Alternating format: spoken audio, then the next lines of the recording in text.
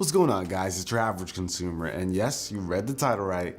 I got some hands-on time with the Galaxy S9 and S9 Plus, and here are my thoughts. But before we talk about all the new changes, you know you gotta subscribe to the channel because I'm gonna be giving away an S9 and an S9 Plus, so you gotta be subscribed and look out for future videos where I'm gonna be giving one away. Now, first things first, this is what the phones will look like. Like previous models, the S9 is going to be coming in with a 5.8-inch display, and the S9 Plus is coming in at 6.2 inches long. And of course, we've got that beautiful infinity display with vibrant colors thanks to that Super AMOLED display. Now, the phone's going to be coming in three colors: midnight black, lilac purple, and coral blue. There's also going to be this gray option available, but that's outside of the US. Now, while they look pretty similar to last year's model, there are a few physical changes, like the fingerprint scanner that's now under the camera instead of to the right of it, as well as some more discrete sensors in front of the phone. And probably most exciting in terms of physical changes, we finally have stereo speakers on the Galaxy line, and I had a little time to play with it, and they sounded pretty good. They're tuned by AKG and have Dolby Atmos. So if you're watching some content tuned for Dolby Atmos, you're gonna be getting a nice surround sound feeling right from the phone. And from what I can tell, they sounded pretty good, but I can't wait to get this in-house and really put it through its paces to see if it's anywhere close to the Razer phone. That one has really good speakers. But outside of that, that's pretty much where the physical changes stop. I know a lot of people are gonna be disappointed by that, but I'm sure Samsung's thinking, if it ain't broke, don't fix it. So you still got your phone with an infinity display, power button on the right side, volume buttons on the left side, as well as that Bixby button. You've also got USB Type-C to charge it, and guys, it still has the headphone jack. So kudos to Samsung for coming out with a brand new flagship device in 2018 with a headphone jack. A dying breed, but I'm glad Samsung's sticking to its guns. And I know some of you are probably a bit disappointed that there were no huge physical upgrades.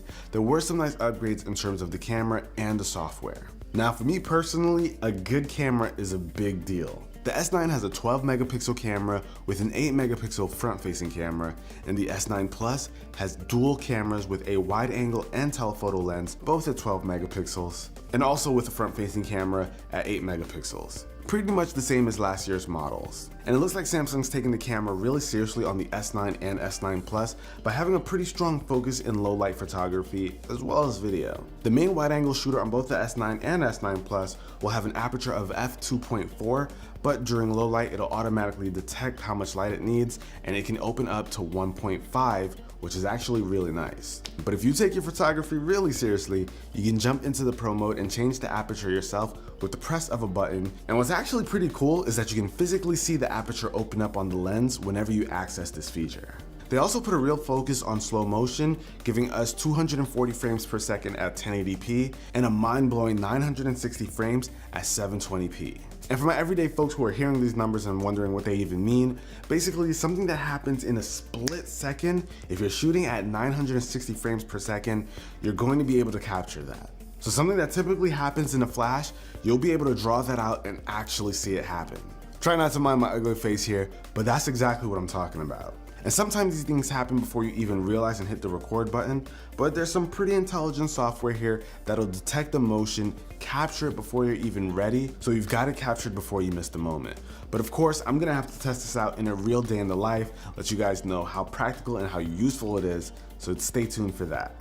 And Samsung's really taken advantage of AI and AR here to add some really cool features to the phones. The first being this new feature called AR emoji. You can pretty much create an animated emoji with your face. The camera takes a picture of you and you can customize it, like add glasses, change its hair color, hairstyle, and even its skin complexion, which is really awesome. And one of the limitations that we saw was the offerings in hairstyles.